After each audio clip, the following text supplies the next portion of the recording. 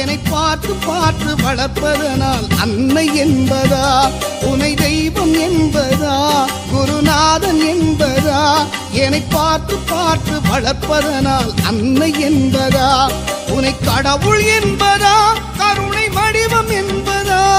உனை கடவுள் என்பதா, கருணை வடிவம் என்பதா, ஐயா ஞானதானம் தந்த உன்னை தந்தை என்பதா, உனை தெய்வம் என்பதா,